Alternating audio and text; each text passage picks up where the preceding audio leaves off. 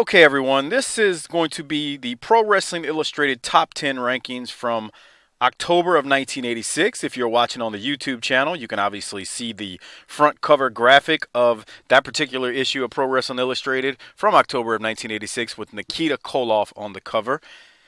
Doc is not looking at it because he's on the phone with me on Skype, but if you're watching on YouTube, you'll be able to see. Magatia. Magatia. So, as you can see, if you're watching on YouTube and not listening on the Patreon link, it says, "Unhappy Birthday, America. Nikita Koloff takes aim at the Rock and Roll Express. The Road Warriors, Dusty Rhodes and Maga TA, as he likes to say." There's also a cool Buddy Landell article in this particular issue of Pro Wrestling Illustrated, but that's neither here nor there. We're here to talk about the top 10. So, Doc, we got the Pro Wrestling Illustrated again, top 10, and this is actually, you know how it goes. Although it's, the date is October of 86. This is actually June the 4th of 1986. So it's through that date. So we're actually creeping up on that date on our current NWA shows that we're doing. You know what I'm saying? Shit is hot, dude. Yes, indeed. So that said, this is cool though. The rankings are weird. I'm actually going to pull up the rankings for everyone who's watching on YouTube. You'll be able to see all of them. But this is kind of cool because this is when we're getting, I guess, to the end of so many different territories. I mean, this is 86, so I mean, we're well past the stage where, Vince started going national. But so in this particular issue, though, they still have obviously AWA listed, WWF's listed, of course. They actually have the NWA, and then they have World Championship Wrestling as two separate top 10 lists. And they also have World Class. Obviously, they were still around. UWF, Portland. that's Watts UWF. They have the Northwest. They don't call it Portland. They have Florida still on here. Mid-Southern, which we know as Memphis.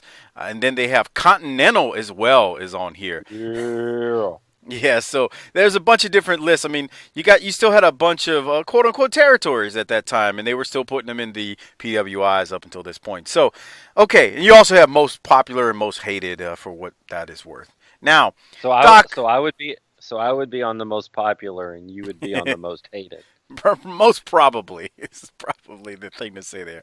Okay, Doc. So I figured we'd do a real quick overall top 10, maybe tag teams, and then I'll let you pick a territory. Up to you. You tell me. I think we should probably do Continental. Okay. Cool. You're going to love number 10 then. All right. So, now, again, if you're watching on YouTube. I bet I already know. I bet number 10 in Continental is Tim Horner. Well, before we go there, so real quick, it's just to throw it out there at you. Everybody who's watching on YouTube will be able to see the complete list on both sides because I do have screenshots or pictures of it on there in a second. So I'll pull them up now. With that being said, Doc is absolutely right. Number 10 for Continental was Tim Horner. Holy crap. Doc, watch your language too because it helps with monetization on YouTube when we don't curse. So keep that in mind. I figured I'd throw that out there. All right. You good with number 10? Well, gee willikers. There you go. Gosh darn it. And then, number 9, Robert Fuller. Yeah, Yahtzee. Yahtzee, and I say baby's got a pot roast on. Okay, number 8, the good doctor, Dr. Tom Pritchard. Where's Wendell Cooley in all this? Hold on. Number 7, Tommy Wildfire Rich. Oh, somebody said something about mild Mike Mills. Somebody said something about fire up. Number 6, Mr. Wrestling 2. A legend. Number 5, I love this. The Bullet, 234 pounds from parts unknown. Now, you know who that is, obviously. Oh. And for the record, we're not going to do the overall NWA top 10, but number 10 is The Bullet there as well. Number 4, Continental, is Brad Armstrong. Mm-hmm. Number 3, we have Exotic Adrian Street. That's a guy that I used to read about a lot in those magazines that I never really saw in action. I feel like I'm kind of missing out. Yeah, I saw him a little bit in Mid-South. He was definitely eccentric and crazy for his time. Definitely. Okay, number 2, we got Jerry Stubbs. And then you asked about Go ahead. Well, that's one of those deep continental kind of guys. I'm pretty sure. Yeah. And then you asked about him a second ago. Number one for Continental was Wendell Cooley. Imagine that. There you go. Yeah, there you go. All right. Tag teams now. And again, you're looking at it on YouTube. You can see all of them. You may have to blow up your screen, but you can see it if you're looking at it on your PC. All right, number 10 from the tag teams. We have Greg Valentine and Brutus Beefcake, number 2 contenders to the WWF tag team titles. Mm. Number 9, the Midnight Rockers, who were the number 1 contenders to the AWA tag team titles. One of those sons of bitches is going to get thrown through a plate glass window in a few years. Yeah, you got that right. Number 8, Playboy Buddy Rose and Doug Summers, who were at that point the AWA World Tag Team Champions. Remember when Buddy Rose had that gimmick where he was big and fat, but he said he would only weigh 217 pounds? I vaguely remember, man. Where you got a good memory for this shit. Ah, there I said it. Hey, hey! I know. I'll have to bleep it out. There goes our money. Yeah.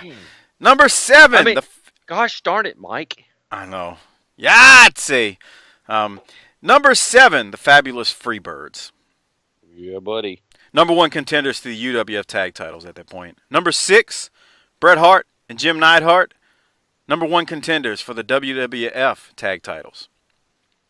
I guess. Check this out. Number 5. Sheepherders. Moondogs. No. You're close actually with the Fantastic. Sheepherders. The Fantastics, UWF tag team champions. Number 4, and this is where it gets interesting.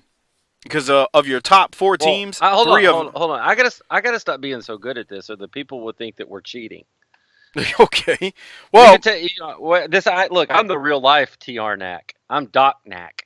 okay. I know what's going on in wrestling in the past. All right. I'm sure you put it in Google to look it up beforehand. But anyway, or as we're talking. That said, so interesting thing about the top 4, 3 of them are NWA tag teams. So I'm just going to point that out. Of course they are.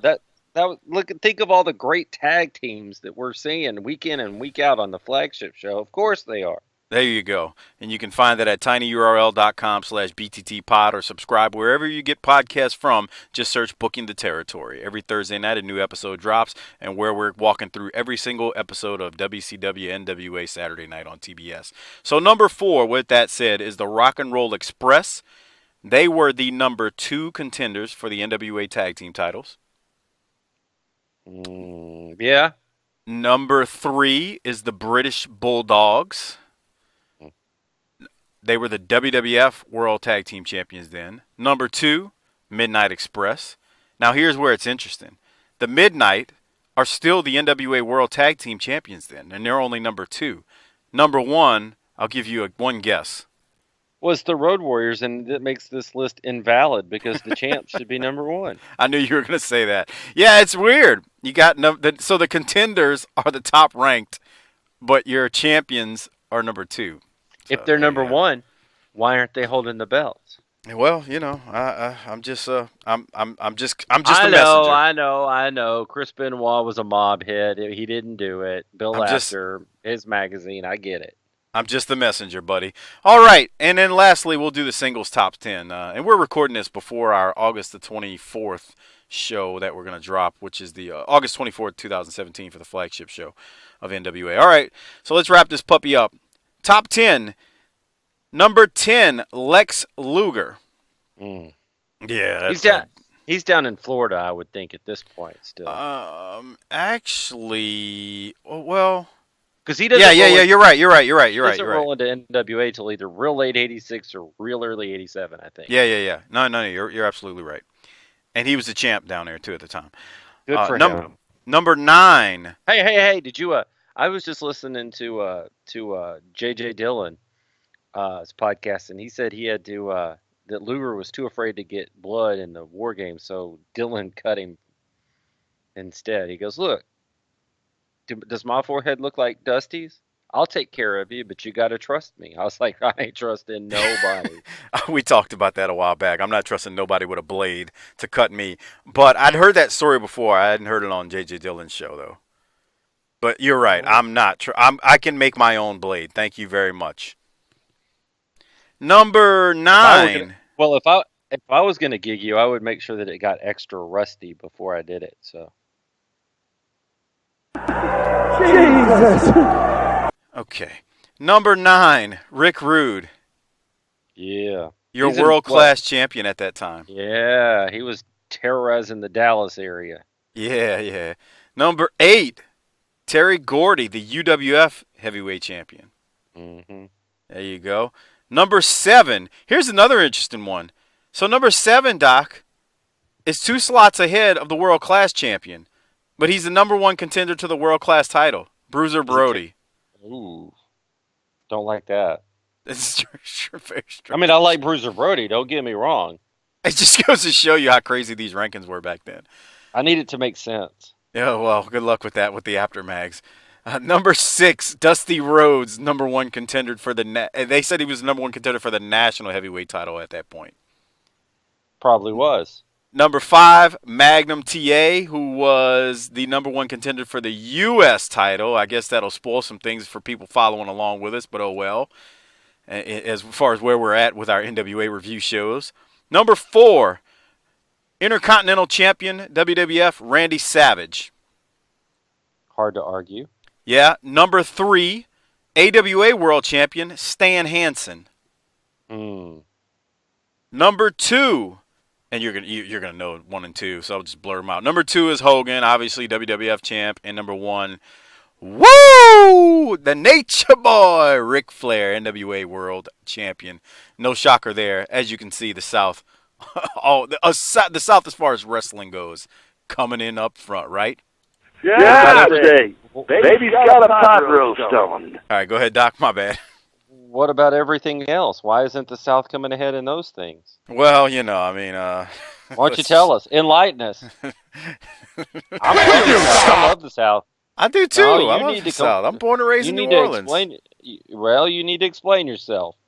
Oh, okay. No, that's okay. All right, man. Well, we got a show to record. So, Doc, any closing thoughts on the PWI rankings from October of 1986? Those magazines are worthless. They don't make any sense. Let's go pick up Harper and do the real show. Sounds like a plan. He's still not online, but there you have it. So, again, check us out. If you're listening to us on YouTube, make sure you subscribe to the show, Booking the Territory. Just search Booking the Territory wherever you get your podcast from. And subscribe. It's free. 2 shows a week. We have a lot of fun. We do a lot of cursing, like we did here. So, that said, why don't you go... We'll catch you next week. I just saw Harper jumped online. So, I say next week. We'll catch you next time. Appreciate you tuning in.